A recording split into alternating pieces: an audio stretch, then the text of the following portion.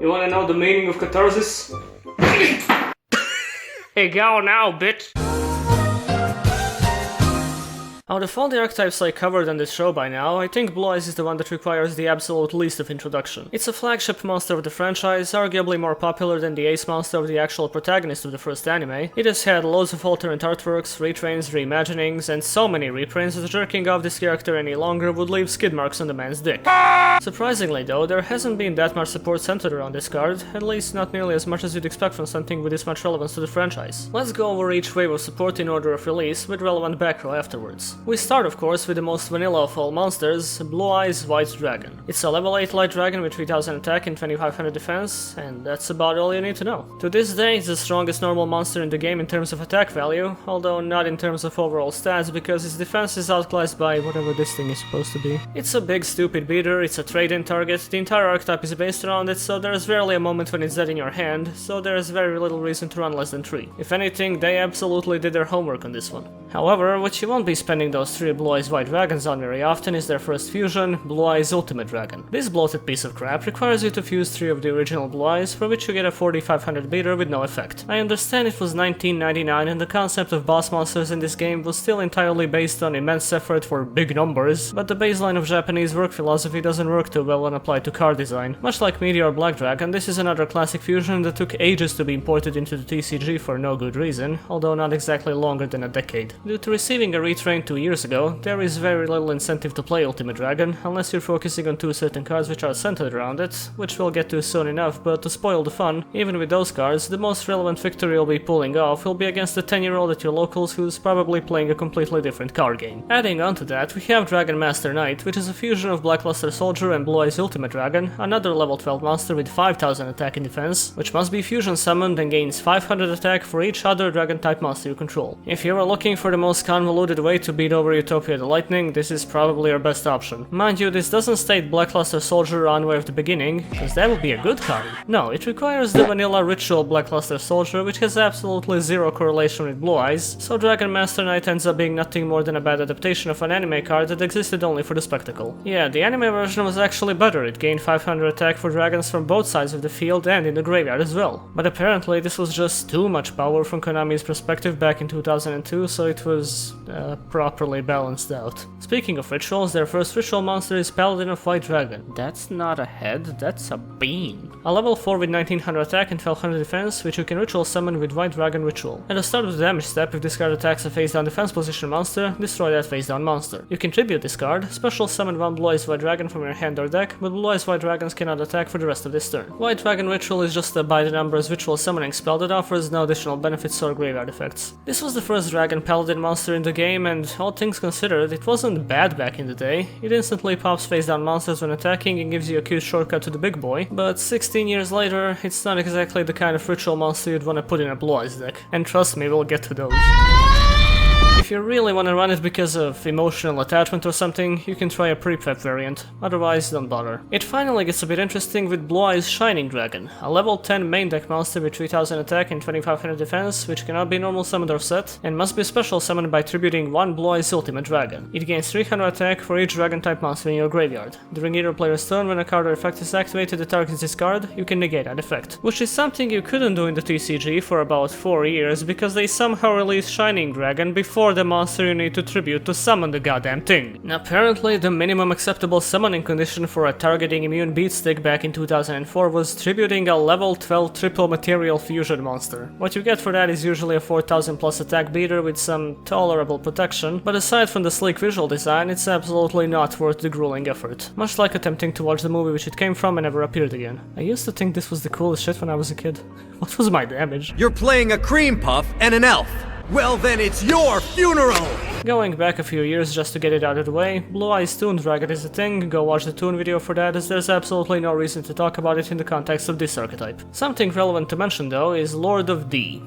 Why did I do that? This is a classic monster used by Kaiba which prevents dragons you control from being targeted by card effects, as well as the Flute of Summoning Dragon, which allows you to special summon up to 2 dragons from your hand if you control this monster. This used to be a pretty popular choice of cards back during the very first formats of the game, when people were looking for beefier alternatives to summon Skull Beatdown. It was a build which sacrificed consistency for power, and it had enough impact in the anime and the actual game to warrant a couple of free trains over the years. The D in this card's name stands for Dragon. Thanks, Yu-Gi-Oh! Wiki, I was worried it stood for Dschlong. Now we move on to the GX era, which granted the Blue Eyes archetype a grand total of 1 support monster. Well, it looks like this, and its name is Kaiba Man, so basically everything is forgiven. It's a level 3 light warrior with 200 attack and 700 defense, which you contribute to special summon 1 Blue Eyes White Dragon from your hand. It's like Black Dragon's Check, except cooler. Honestly, I wish a design like this wasn't wasted on such a horrible victim of power creep, as tolerable as the card was during the time of its release. It used to be one of the easiest ways to put a Blue Eyes onto the field, but there's no reason to run it nowadays other than style points, which, to be fair, is sometimes more admirable than quality deck building. That helmet is seriously fucking with me though. The Synchro Age gave us the absolutely unremarkable Malefic Blue Eyes White Dragon, but also the much more interesting White Stone of Legend. It's a Dragon Tuner with 300 attack and 250 defense, and if this card is sent to the graveyard, add 1 Blue Eyes White Dragon from your deck to your hand. A thing to keep in mind is that there are no restrictions or timing shenanigans related to this effect. If the card hits the graveyard in any conceivable way, you search a Blue Eyes. Unless, like, Necro Valley is in the field or something. Since you won't exactly want the vanillas to stay in the deck 100% of the time, White Stone is a good option to secure some in your hand. Cards of Consonance was pretty much made with White Stone in mind, to the point where it's on the freaking artwork, so it's also a decent choice in the deck. However, players would proceed to get blue balled by this white ball for 5 years straight, as Blue Eyes wouldn't get a monster to summon with their own level 1 tuner for whatever reason, until the saga of Blue Eyes Structure deck came out and introduced some other tuners along with the Synchro monster. Maiden with Eyes of Blue, aka Not Kisara, is a level 1 spellcaster tuner with 0 attack and defense and the following effect. When this card is targeted for an attack, you can negate the attack, and if you do, change the battle position of this card, then you can special summon 1 Blue Eyes White Dragon from your hand, deck, or graveyard. During either player's turn, when a card or effect is activated that targets this card, you can special summon 1 Blue Eyes White Dragon from your hand, deck, or graveyard. You can only use 1 Maiden with Eyes of Blue effect per turn, and only once that turn. Simply normal summoning this card and letting it stay there used to be a fairly considerable threat, mainly because there weren't too many options of going around it. Your opponent interacting specifically with Maiden would inevitably result in a free 3000 attack beater on your field, but as the second effect applies during any targeting, you could use cards like Wonder Wands to equip the Maiden, and not only summon a Blue Eyes, but also get 2 cards out of that. Some of the future archetypal support was specifically designed around triggering the second effect, but compared to most of the newer Blue Eyes cards, there is not much incentive in running Maiden nowadays due to her somewhat unreliable effect. She still works about as well as she used to, and you can pull off some genuinely impressive needle fiber combos in certain builds by employing her effect. It's just that these builds tend to be more on the gimmicky side of things. But if you do end up running her, watch out for the lightning.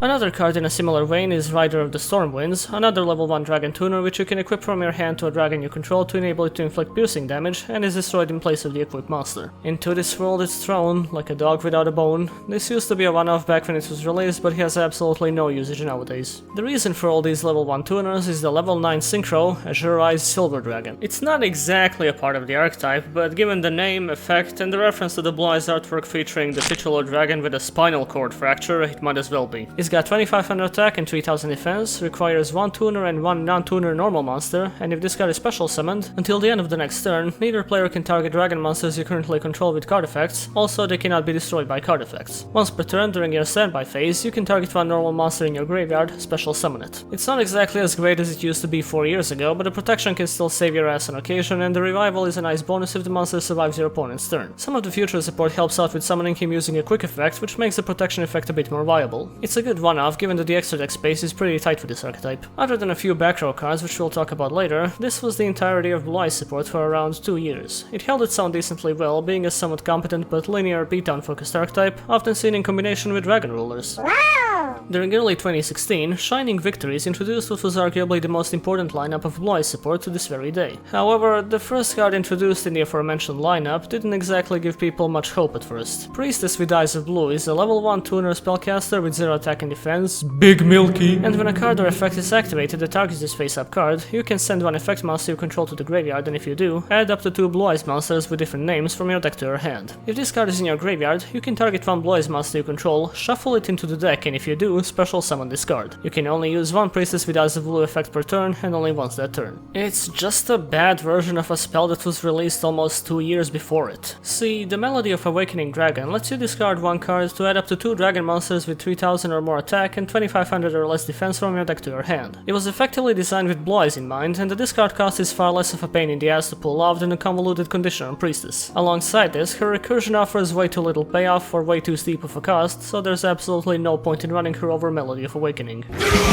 Similarly useless was Protector with Eyes of Blue, another level 1 tuner with 800 attack and 1300 defense, and when this card is normal summoned, you can special summon one level 1 light tuner from your hand. You can target one effect monster you control, send it to the graveyard, and if you do, special summon one Blue Eyes monster from your hand. You can only use this effect of Protector with Eyes of Blue once per turn. A year ago I would have made fun of a tuner that special summons another tuner, but with Needle Fiber around, I'm not exactly in a position to joke about it. Still though, Protector is not the most optimal monster to run, seeing how half of its effect is almost entirely based around interaction with Maiden and Priestess, 2 cards which most people don't even use in modern Blue Eyes decks. Even if you wanna pop off with Needle Fiber, there's enough field setup in the archetype to do so without Protector. It's not terrible, but it doesn't benefit the deck in a way that's relevant enough to mention. However, the Eyes of Blue series was finally kicked into motion by Sage with Eyes of Blue, another spellcaster with 0 attack and 1500 defense, and when this card is normal summoned, you can add one level 1 light tuner from your deck to your hand, except Sage with Eyes of Blue. You can discard this card, then target one effect monster you control, send it to the graveyard, and if you do, special summon one Blue Eyes monster from your deck. You can only use this effect of Sage with Eyes of Blue once per turn. These Fire Emblem looking sons of bitches finally get a searcher, and a damn good one at that. It fetches not only every Blue Eyes tuner, but also every single level 1 light tuner in the game, which includes around 30 monsters, and most amusingly among those, Effect Veiler. That's a man.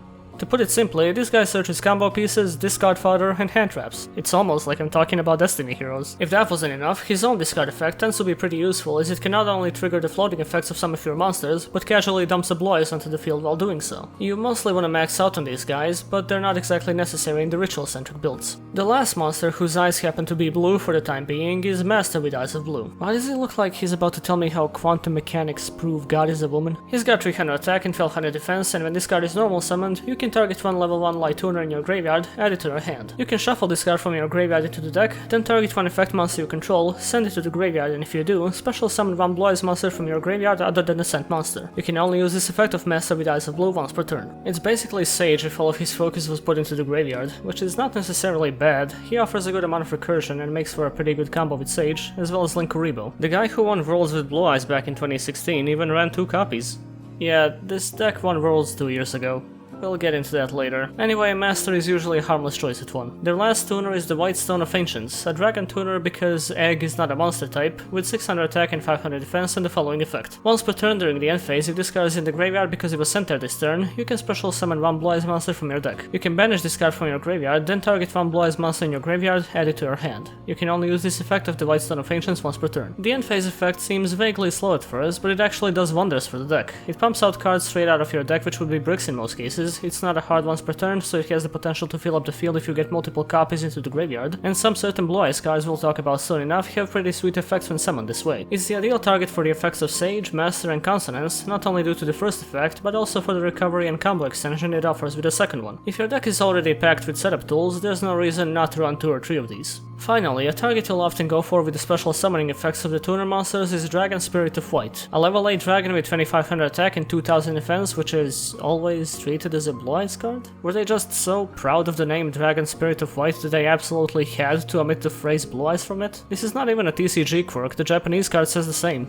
I don't know, it's weird. Anyway, this card is treated as a normal monster while in the hand or graveyard. When this card is normal or special summoned, you can target one spell or trap card your opponent controls, banish it. During either player's turn, if your opponent controls a monster, you can tribute this card, special summon one Blue Eyes White Dragon from your hand. There's a bit to unpack with this one. First of all, he's treated as a normal monster when in the hand or graveyard, which heavily accentuates the usage of Silver Scry, which revives any normal dragon in your graveyard, as well as Dragon Shrine, which lets you send any dragon from your deck to the graveyard, then if it was a normal monster, you can dump one more. Basically, the normal monster property is more important to the deck's overall playstyle than it might initially seem. Adding on to that, when summoned, Spirit banishes a piece of the opponent's back row, which can be pretty nasty given how much resources the deck can offer you to simply simply put this guy onto the field. He even sends himself to the graveyard to dump a free Blue Eyes from your hand and enable himself for repeated usage. This guy will fucking die for you. Dragon Spirit is worth running at 1 or 2, mainly because you really don't want to draw into it, and he's got a fair amount of self-recycling. And because there had to be a point behind all these goddamn tuners besides a level 9 Synchro from 2013, here's Blue Eyes Spirit Dragon. He's got 2500 attack and 3000 defense, requires 1 tuner and 1 or more non-tuner Blue Eyes monsters, and has the following effects. Neither player can special summon 2 or more monsters at the same time. Once per turn during either player's turn, when an effect of a card in the graveyard is activated, you can negate the activation. During either player's turn, you can tribute this Synchro summon card, special summon 1 light dragon type Synchro monster from your extra deck in defense position, except Blue Eyes Spirit Dragon, but destroy it during the end phase of this turn. Spirit Dragon is what I like to call a format assassin. It's a card that has effects which are either completely irrelevant or absolutely busted depending on the game's current environment of top decks. The first effect was most likely suggested by somebody whose entire family was massacred by pendulum monsters, however it was also pretty good for disabling ABC Dragon Buster's defusion effect. The graveyard negation is a bit more versatile since a lot of decks to this day focus on floating effects to make their plays, but the most interesting aspect of this card is absolutely the last effect. At any time, Spirit Dragon can tag out into any light Synchro Dragon which doesn't need to be properly special summoned first. The most relevant options here include Black Rose Moonlight Dragon, Stardust Spark Dragon, might call the Archetype Sword, which is a dragon because JD really wanted a spot in the camera shoot, and of course Azure Eyes, which protects itself during the end phase destruction. A commonly practiced play is to tag out into one of the level 7 monsters during your turn, then use one of the level 1 tuners with it to Synchro summon Crystal Wind. Shing! Sparkle, sparkle. Alternatively, you can try going into Cloud Castle, reviving Spirit Dragon to overlay into True King of All Calamities. If there was ever a format Spirit Dragon was specifically designed to assassinate, it was the 2016 World Championship. The special summon prevention killed pendulums, the graveyard negation killed Burning Abyss, and the tag out effect provided quick and easy access to bouncing, protection, and monster effect negation. It was a slaughter to the point where the grand finals ended up being a Blue Eyes mirror match, resulting in a double brickfest which was tedious to watch. It was the very deliberate design of Spirit Dragon's effects and the neutered meta of the Worlds format that allowed Blue Eyes as a deck to stand out as hard as it did and take first place. This monster is still absolutely the centerpiece of the Blue Eyes Control Toolbox variant and should be ran at 2. Regardless of all the new support, it was a bit strange how there was no attention put into the fusion focus Blue Eyes were most commonly known for in the anime, so a quick solution to that problem was introduced in the form of Blue Eyes Twin Burst Dragon. It's a level 10 with 3000 attack and 2500 defense, requires a fusion of 2 Blue Eyes White Dragons, and it must be either fusion summoned or special summoned by sending its 2 materials from the field to the graveyard, in which case you don't use polymerization. It cannot be destroyed by battle. This card can make up to 2 attacks on monsters during each battle phase. At the end of the damage step, when this card attacks an opponent's monster but the opponent's monster was not destroyed by the battle, you can banish that opponent's monster. While not the most competitive of the bunch, Twin Burst was often seen in extra decks as a beefy removal option, not only due to being able to attack twice and banishing stronger monsters, but also because there was no need for a bricky fusion spell which would clog up your hand at the worst of times. Easy to summon, beats twice, offers non-targeting, non-destruction removal, it's overall a nice monster which would have probably seen more play if the Blue Eyes extra decks hadn't been as tight as they were. Before moving on, I shortly have to point out the structure deck Rise of the True Dragons, which introduced some very important dragon support, mainly ARKBRAVE Dragon, which still finds itself inside the occasional Blue Eyes build, as well as Return of the Dragon Lords, a normal spell which special summons any level 7 or 8 dragon from your graveyard, and it can be banished from the graveyard to protect a dragon you control from being destroyed by battle or card effect. There's rarely any reason not to run 2 or 3 of these. It's a non-once per turn revival of the majority of your beaters, along with amazing protection. It also turns a Morphage Goliath into a legit good tech choice as a lockdown card.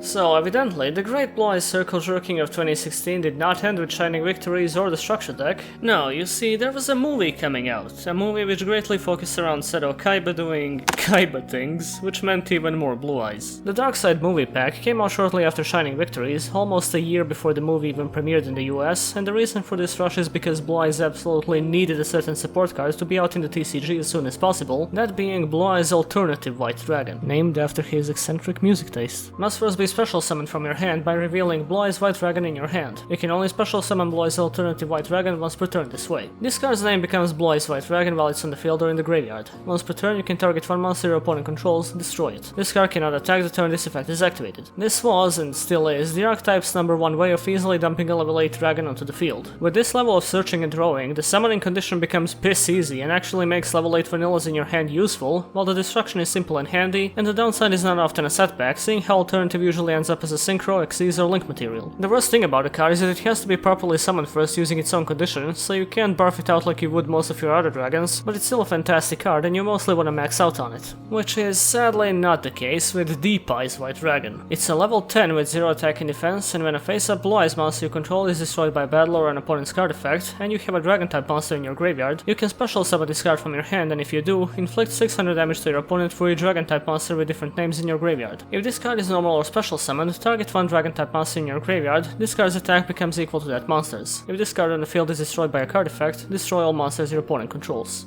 It's interesting is about the best thing I can say about it. Deep Eyes is very much a fancy, explosive anime card which was designed more around spectacle and flair as opposed to being genuinely helpful to the archetype's playstyle. It's basically a collection of mediocre effects which make for a slightly above mediocre card at most. The summoning condition is okay-ish, the burn is usually decent, the attack copying is vaguely serviceable, and the floating is impressive but the activation condition is a tad specific. If you really feel like satiating your inner Kaiba, I say go for it, but otherwise I don't recommend it. I guess it's just too deep for me. The movie pack also introduced another fusion, this time a long-awaited retrain of Blue Eyes Ultimate Dragon, that being Neo Blue Eyes Ultimate Dragon. This of course confirms it's Neo the Magic Swordsman wearing a fursuit. It's a level 12 with 4500 attack and 3800 defense, requires 3 Blue Eyes White Dragons as materials, and at the end of the damage step, if this is the only face-up card you control and this fusion summon card attacked, you can send one Blue Eyes fusion monster from your extra deck to the graveyard. This card can attack again in a row. You can use this effect of Neo Blue Eyes Ultimate Dragon up to twice per turn. During either player's turn, when a card or effect is activated that targets a Blue Eyes monster you control, you can banish this card from your graveyard, negate the activation, and if you do, destroy that card. To say the least, this was a bit disappointing. This monster was being teased for quite a while before its reveal, with quotes such as, "It has the power to end the duel in one turn." Well, so does Archetype, you're not really providing a very exciting reference point. The funniest thing is that this effect was initially revealed at the bottom of a passenger seat on a Ferris wheel at a theme park in Japan. Make sure to check under your neighbor's truck for some unreleased Exodia support. But back to this. The conditions for the multiple attacking effect are downright baffling. To an extent, I can understand dumping Blue Eyes monsters from the extra deck with each successive attack, because it can set up the graveyard, send copies of itself with the protection effect, and it would be just a tad silly to have a 4500 beater with a casual triple attacking ability with no downsides, but why does it absolutely have to be the only face-up card you control? You'll most likely be going into an awful minus to summon this thing anyway, so why salt the wound? You can't even summon it by contact fusion like Twin Burst, which means you'll have to run some dubious fusion spells and basically end up making an entire deck built around this thing. Stock up on that Dragon's Mirror. The protection effect in the graveyard would unironically be the best thing about the card, if it wasn't such an issue to get it into the graveyard from the extra deck in the first place. Sure, it's better than the vanilla Ultimate Dragon, but the bar wasn't exactly set high. In fact, the bar was on the ground and Neo Ultimate just kinda clumsily hopped over it. Thankfully, the movie pack introduced another boss monster for the archetype, which kinda came out of nowhere all things considered. Blue Eyes Chaos Max Dragon is a dark level 8 ritual monster with 4000 attack and 0 defense, which you can ritual summon with Chaos form. Must be ritual summoned and cannot be special summoned by other ways. Cannot be targeted or destroyed by your opponent's card effects. If this card attacks a defense position monster, inflict double piercing damage to your opponent. Chaos form allows you to ritual summon any Chaos or Blackluster Soldier ritual monster, as long as you tribute monsters from your hand or field, or banish Dark Magicians or Blue Eyes White Dragons from your graveyard, whose levels exactly equal the monster you're summoning. The max in all caps in this card's name isn't there for nothing. This is what I call big dick energy. Extremely beefy body, surprising amount of protection, a level which makes the card immensely easy to ritual summon in the deck, and of course, the double piercing effect that obliterates any occasional stray 0 defense chocolate out of existence. Summon Scapegoat now, bitch. For a considerable amount of time, Chaos Max Turbo was the best variant of the deck to play, mainly because, well, nothing could get over it. If you didn't have access to the Lightning or Kaijus, you were basically done for. To this day, Chaos Max Turbo is probably the simplest way to play the deck for anyone who's less of a fan of extensive combos and more of a fan of sitting on a fat dragon ass and curb stomping anything within your line of sight. When you add Manju, Advanced Ritual Art, and Incantations to the mix, the ritual build arguably becomes way more consistent in the toolbox. People used to run Swords of Concealing Light to put things into defense position just so Chaos Max could punt them harder and get the rest of your monsters into OTK range. Today's more common method is Ibli linking into Mermaid into defense position Ibli on the opponent's field. This bitch will also die for you. Overall, Chaos Max is a morbidly powerful monster that has absolutely zero reason to exist, and that's why it's so good. And finally, we reached the short lineup of new support which prevented me from working on this video until all of it came out. We start with Blue Eyes Solid Dragon, a level 8 with 2500 attack and 2000 defense, and it looks like this because it's modern Yu-Gi-Oh! And the last wave of Blue Eyes support didn't look mechanical enough. If this card is normal or special summoned, you can target one face-up monster your opponent controls, negate its effects. During either player's turn, turn, when your opponent activates a card or effect, you can shuffle this card into the deck, and if you do, special summon one Blue Eyes White Dragon from your deck. You can only use each effective Blue Eyes Solid Dragon once per turn. It's inoffensive, but nothing special.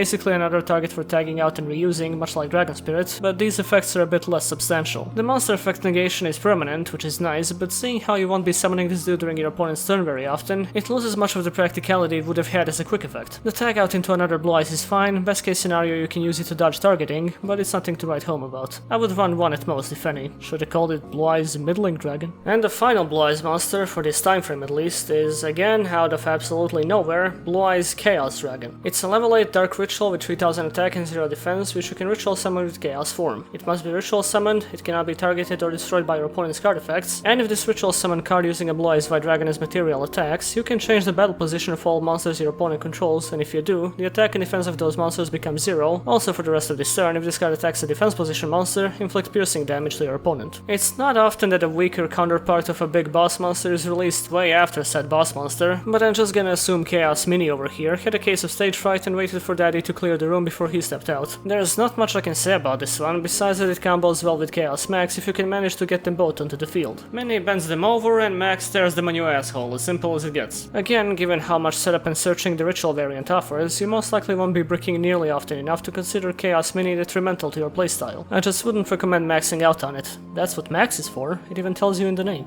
Finally, we get to the spell and trap lineup. We start off with the oldest piece of Blue Eyes support, Burst Stream of Destruction, or in the voice of the legendary Kenjiro Tsuda, it's a normal spell which you can activate if you control Blue Eyes White Dragon, and it destroys all monsters your opponent controls, but Blue Eyes White Dragons cannot attack this turn. As far as early signature attack spells go, it's pretty sweet, and it's even searchable by a few other spells in the archetype. It's a bit gimmicky and absolutely not a staple, but a single surprise copy could catch the opponent off guard in some fun ways. Blue Eyes wouldn't get archetypal support for quite a long time after this, specifically until the Shining Victory's pack. It introduced a very curious field spell, Mausoleum of White. During your main phase, you can normal summon one level 1 light tuner in addition to your normal summon or set. You can only gain this effect once per turn. Once per turn, you can target one face-up monster you control, send one normal monster from your hand or deck to the graveyard, and if you do, the targeted monster gains attack and defense equal to the level of the monster sent to the graveyard times 100 until the end of this turn, even if this card leaves the field. You can banish this card from the graveyard, add one Burst Stream of Destruction from your deck to your hand. It's less of a Blue Eyes support card and more of an Eyes of Blue support card. To be honest, they should have called it what it really is. Please use Maiden, for the love of fuck, just please play Maiden, Jesus Christ! All jokes aside, the card is packed with good effects. You got your double summon, graveyard setup, an easy way to trigger Maiden's effect, and even a revenge search if the card gets popped. This combination of effects can lead to some pretty insane boards with a good hand, involving but not limited to summon sorcerers and needle fiber shenanigans, which would be further assisted by Ancient Fairy Dragon, but it's a bit too late for that now. It's not bad overall, it just focuses a little too much on Maiden to be a staple of the deck. However, if you don't mind some brick potential, builds that revolve around Mausoleum can make some absolutely crazy fields, so feel free to experiment with it. After that, we have the quick play, Majesty with Eyes of Blue. Send one Blue Eyes monster from your hand or deck to the graveyard, then target one face-up monster on the field. It cannot attack while it's face-up on the field. You can only activate one Majesty with Eyes of Blue per turn. Well, it's graveyard setup and it can trigger Maiden's effect, but it's not like we don't have enough of those by now. If anything, at least it's a quick play so you can delay the opponent's OTK a little bit.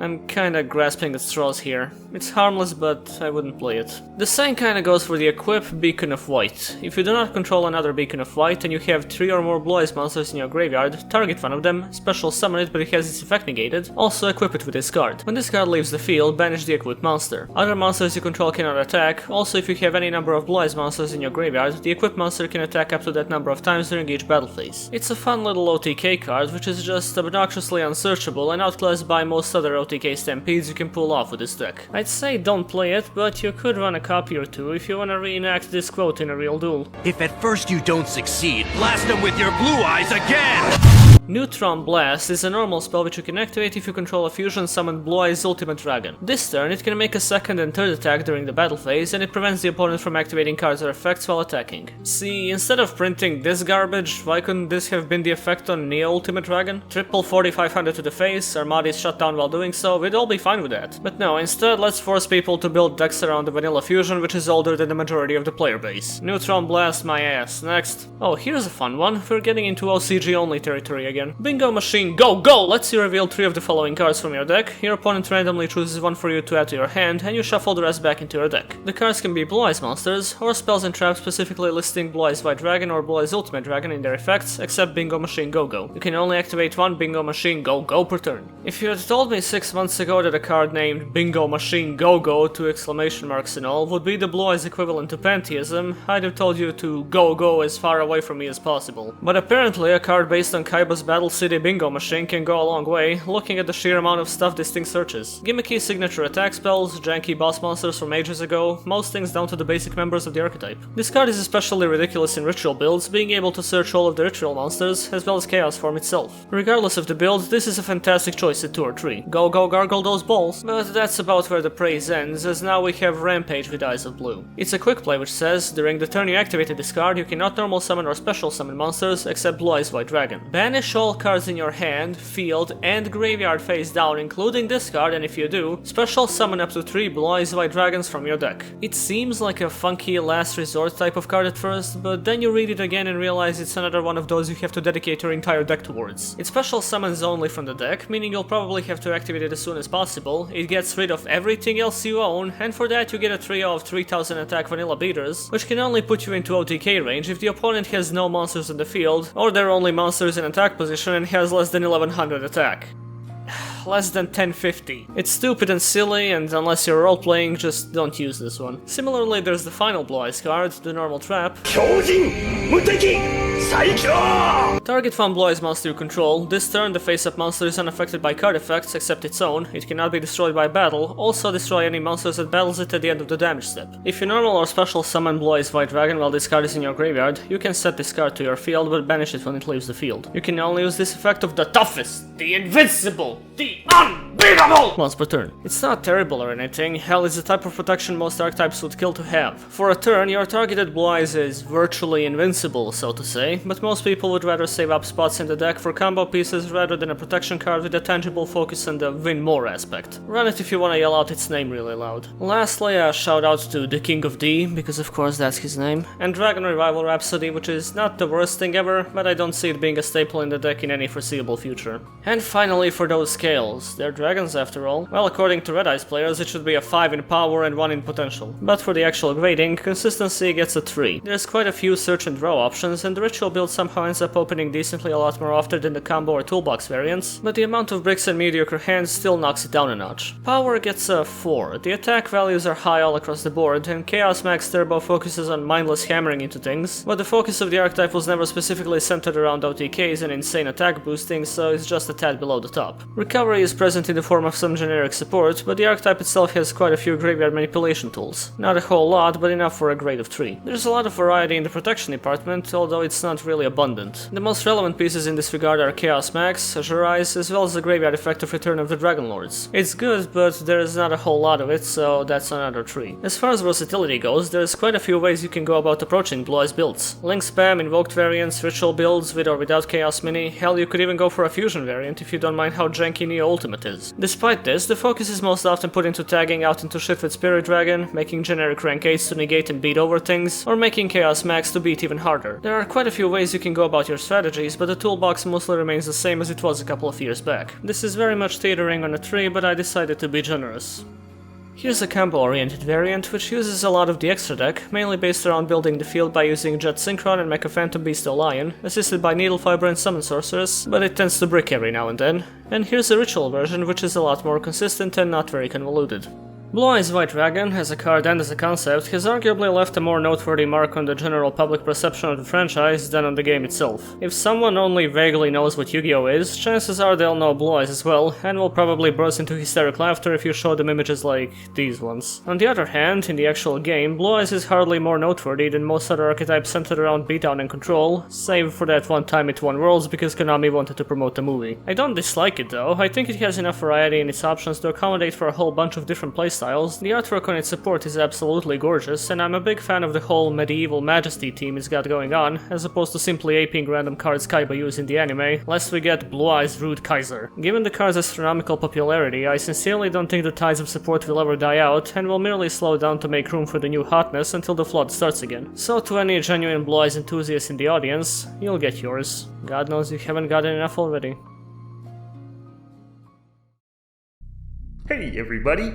Recently incarcerated Ojama Line here. As you can see, I fought the law. And the law broke both my legs. Since no lawyer will return my calls, I need your help. I can't afford the preceding litigation or spell it, so I'm relying on donations so that I can get enough tokens to use the prison arcade machine for 10 minutes. So for a limited time, I'm doing a special commission offer. For just $10, you'll never have to hear my voice again. Most people have to spend time and money with restraining orders for a deal like that. And for $20, I'll come to your house, and you can kick me in the ribs. How are you gonna come to their house if you're in prison? Don't worry about it. Anyway, I gotta go. It's penis inspection day, and I should probably find one of those. Does anyone know what a penis is? Okay, that one took a lot longer than I expected. Regardless, thank you all for watching this episode of Archetype Archive, follow the Twitter, pledge to Patreon for the Discord server, subscribe if you feel like it, and I'll see you next time.